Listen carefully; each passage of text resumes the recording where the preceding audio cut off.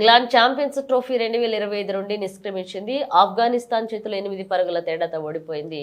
మాజీ ఇంగ్లాండ్ ఆటగాడు జోనాథన్ ట్రోట్ ఆఫ్ఘనిస్తాన్ కోచ్గా ఉన్నాడు. అతని మార్గదర్శకత్వంలో ఆఫ్ఘనిస్తాన్ అద్భుత ప్రదర్శన చేసింది.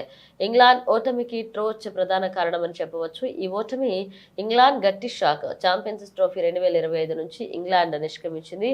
బుధవారం లాహోర్లోని గడాఫీ స్టేడియంలో జరిగిన మ్యాచ్లో బట్లర్ సేన 8 పరుగుల తేడాతో ఆఫ్ఘనిస్తాన్ చేతిలో ఓటమి పాలైంది. ఇక మార్చి 1న సౌత్ ఆఫ్రికా మిగిలి ఉన్న మ్యాచ్ ఇంగ్లాండ్కు డావు మాత్రమే, సౌత్ ఆఫ్రికాకు మాత్రం చాలా కీలకం. ఆ విషయం పక్కన పెడితే గ్రూప్ బిలో బలహీనమైన టీంగా ఉన్న ఆఫ్ఘనిస్తాన్ చేతిలో ఓటమి పాలవడం ఇంగ్లాండ్కు గట్టి షాకు. నిజానికి ఇంగ్లాండ్ టైటిల్ ఫేవరెట్గా బరిలో దిగింది. కానీ తొలి మ్యాచ్ ఆస్ట్రేలియా చేతిలో భారీ స్కోర్ చేసిన ఓటమి పాలైంది.